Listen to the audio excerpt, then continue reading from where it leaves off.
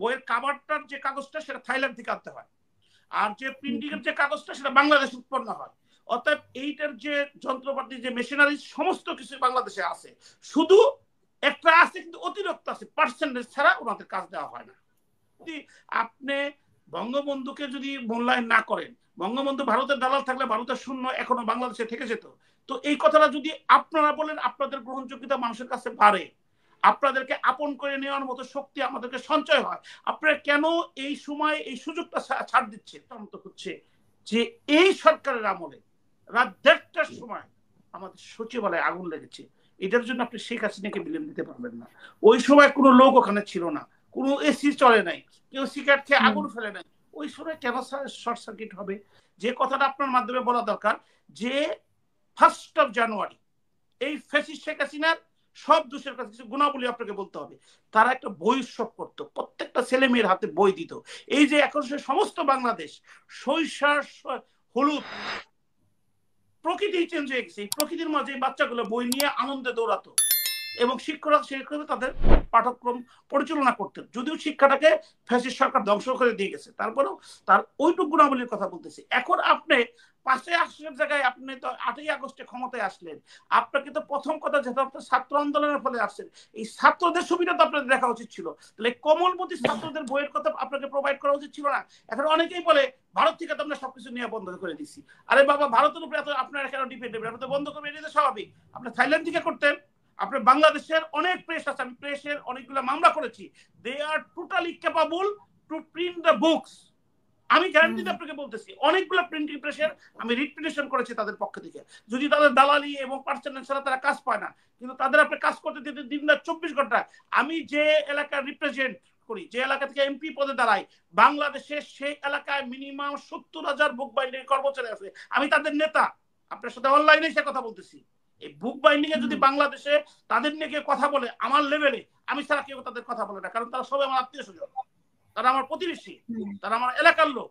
তো এই বুক ভাঙতে, বাইন্ডিং করতে, প্রিন্ট করতে মাত্র তাদেরকে সময় দিলে 15 থেকে 1 মাস সময়ের মধ্যে তারা কভার করতে পারতো, যদি তাদেরকে ফ্যাসিলিটি প্রোভাইড করা হতো। কারণ বইয়ের কাভারটার যে কাগজটা সেটা থাইল্যান্ড থেকে আনতে হয়, আর যে প্রিন্টিং এর যে কাগজটা সেটা বাংলাদেশে উৎপন্ন হয়।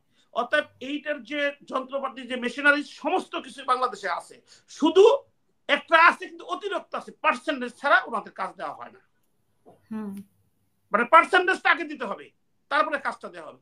এখন প্রশ্ন হচ্ছে যে বৈষম্য বিরোধী ছাত্র আন্দোলনের মাধ্যমে যেটা আসলো 1st জানুয়ারি, এই সমন্বয়কদের তারা রাষ্ট্র পরিচালনা করছে, তাদের কনসার্ন, তাদের দৃষ্টিভঙ্গি দেওয়া উচিত ছিল যে ফার্স্ট টাইমে তারা একটা বিপ্লবী কারণ দেখাবে যে সবার হাতে বই গেছে, শেখ হাসিনার সাথে তারা বেটার করতে পারলো। তা না করে 31 আগস্টে তারা 72 সংবিধান কবরস্থ করবে। এখন মানুষ সমীকরণ মিলাচ্ছে, কেন 31 ডিসেম্বর, হোয়াই, কেন এই দিনটা আপনাকে বেছে নিলে? দেখা গেল যে দীর্ঘ প্রায় 14 বছর পরে যে শিবির কখনো সাথী সম্মেলন করতে পারে না, তাদের সাথী সম্মেলন এই হচ্ছে সোহরাওয়ার্দী উদ্যানে করেছে। তার মানে তাদের শক্তি, তাদের সাপোর্ট নিয়ে 72 সংবিধান কবর দিবেন। তার মানে আলটিমেটলি কি হলো? আমরা কিন্তু ডক্টর শফিকুর রহমান সাহেবের কথায় দেশের মানুষ আশ্বস্ত হতেছিলেন যে এই 53 বছর আগে যে মুক্তিযুদ্ধ নিয়ে যে তর্ক বিতর্ক আছে, সবকিছু ভুলে যে এখন আমরা সবাই স্বাধীন বাংলার লোক, আমরা বাংলাদেশকে কিভাবে প্রতিষ্ঠিত করতে পারি, ওই ভারতের মতো সাম্রাজ্যবাদদেরকে কিভাবে হটিয়ে একটা সুন্দর স্বাধীন বাংলা করতে পারি, সেখানে জামাত একটা বড় শক্তি, দেশপ্রেমিক শক্তি, এটা কিন্তু অ্যাডমিট করতেছিল। তার মানে এই অ্যাডমিশনের মধ্যে যদি আপনি এসে আবার 71কে আপনারা বৈধতা দিতে চান যে আমরা ভালো ছিলাম, বাংলাদেশ স্বাধীন হওয়াটা ভুল হয়েছে, 72 সংবিধানকে কবর দিতে হবে, আমরা যেটা করতে চাচ্ছি সেটা আসবে, তাহলে কিন্তু 72 লোকগুলো কিন্তু মারা যায় নাই। আমার মামা একজন শহীদ মুক্তিযোদ্ধা, আমরা কিন্তু মারা যাই, আমরা কিন্তু ব্যথিত। আমি শেষ করার আগে শুধু এই কথা বলতেছি, এই যে পজিটিভটা, এইখানে ডক্টর শফিকুর রহমানের মতো যদি শিবির বলতো যে না, 72 সংবিধানের যেটা আমাদের কাছে সময় চেঞ্জ হয়ে যাচ্ছে, তখন ইন্টারনেট ছিল না, তখন ডিজিটাল আইনের কোনো প্রয়োজনীয়তা দেখা দেয় নাই, তখন কেউ কোনো গুজব ছড়ানোর কোনো সুযোগ ছিল না, আমরা অনেক কিছু চেঞ্জ করব এবং ছোট করব যাতে মানুষের প্রয়োজনের সাথে মিট করতে পারি, সেটা আমরা অবশ্যই রাখবো। এখন যদি আপনি বঙ্গবন্ধুকে যদি মূল্যায়ন না করেন, বঙ্গবন্ধু ভারতের দালাল থাকলে ভারতের শূন্য এখনো বাংলাদেশে থেকে যেত। তো এই কথাটা যদি আপনারা বলেন, আপনাদের গ্রহণযোগ্যতা মানুষের কাছে বাড়ে, আপনাদেরকে আপন করে নেওয়ার মতো শক্তি আমাদেরকে সঞ্চয় হয়, আপনারা কেন এই সময় এই সুযোগটা ছাড় দিচ্ছেন, সেটা আমি আপনাদের মাধ্যমে বলতে চাই। এখন আপনার সেকেন্ড কোশ্চেনটা যেটা অনেক সময় নিচ্ছি, সেনাপ্রধানের কথা। আমরা কেন নেগেটিভলি দেখবো? আমরা পজিটিভলি দেখি। ম্যাডাম খালেদা জিয়া, এখন খালেদা জিয়ার শাসন আমলে একটা ভুল ধরেন যে উনি এই ক্ষতিগুলো করছেন, উনি সাবলীল ভাবে উনি সর্বোচ্চ চেষ্টা করছেন দেশের মানুষকে রাখার জন্য। তাকে একটা সামান্য মামলা, এইরকম মামলা আওয়ামী লীগের বিরুদ্ধে দিলে হাজার হাজার হবে। সে টাকাটা যে অরফান ট্রাস্টের কথা বলতেছে, সে অরফান ট্রাস্টের টাকা উনি তুলেন নাই, উনি ওনার অ্যাকাউন্টে রেখে দিয়েছেন, উনি ভাঙেন নাই, এবং ওইখানে সামান্য অ্যাকাউন্ট দেওয়া অরফানের ট্রাস্টে হতো না। উনি ওনাকে ওইটার মামলায় প্রথম 5 বছরের জেল, তারপরে এই হাইকোর্টের একটা বেঞ্চ তাকে 10 বছরের জেল দিয়ে দিল। এই যে কথাগুলো, এবং তাকে বিদেশে চিকিৎসার জন্য যেতে হলো না, হোয়ারাজ দেখা গেছে যে পেট খারাপ হলে সিঙ্গাপুর, থাইল্যান্ড এবং লন্ডনে যে চিকিৎসা করতে। এখন উনি এই সরকারের, ফ্যাসিস্ট সরকারের পতনের পর অবশ্যই উনি, কারণ দীর্ঘ বুকের উপর ওনার পাথর ছিল, হিমালয়ের মতো পর্বত ছিল, ওনার একটা ছেলে মারা গেছে, একটা ছেলে বাহিরে, কারোর সাথে সাক্ষাৎ দেয়, উনি চিকিৎসার জন্য বিদেশ যাবেন। সেই বিদেশ যাওয়ার প্রারম্ভে বাংলাদেশের সেনাপ্রধান ওয়াকারুজ্জামান যে সুন্দরভাবে, যে ধৈর্যশীল ভাবে মানুষকে রক্ষা করেছেন, গুলি চালান নাই, এক্সট্রিম লেভেলে যান নাই, ইভেন এখনো সে ধৈর্য সহকারে মানুষেরকে আশ্বস্ত করার জন্য, তাদের নিরাপত্তা দেওয়ার জন্য চেষ্টা করে যাচ্ছেন। তো ওনার তো একটা স্বাভাবিকতাই ওনার সাথে, এই জন্য এটা আমরা আসলে পজিটিভলি দেখি, প্রত্যেকটা স্টেপ পজিটিভলি নেই। এখানে এখন আর জামাত বিএনপি থেকে ডিফারেন্স না করে, এই যে বিএনপির 31 দফা 31 পয়েন্ট দিয়েছেন, এটা পড়েন, প্রয়োজন হলে ছাত্ররা আরো দফা দেন, জামাত আরো দফা দেন, দিয়ে সবাই মিলে দেখেন দেশটাকে কিভাবে এগিয়ে নেওয়া যায়।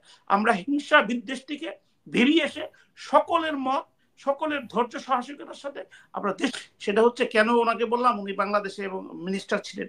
আসলে সংবিধানে কোনো কিছু আপনি খারাপ খুঁজে পাবেন না। ওই যে তত্ত্বাবধায়ক সরকার বদ্ধ করা, আর 7A এবং 7-এর যে খ ছিল, সেটা আপনি যে কথাটা বললেন যে ডিজিএফআই যদি করে তাদের বিরুদ্ধে আইনগত প্রবেশ নেয়, সেই কথাটাই বলা হচ্ছে যে কেউ যদি জনগণের বিশ্বাস আস্থা নষ্ট করে তার বিরুদ্ধে দেশদ্রোহী মামলা হবে।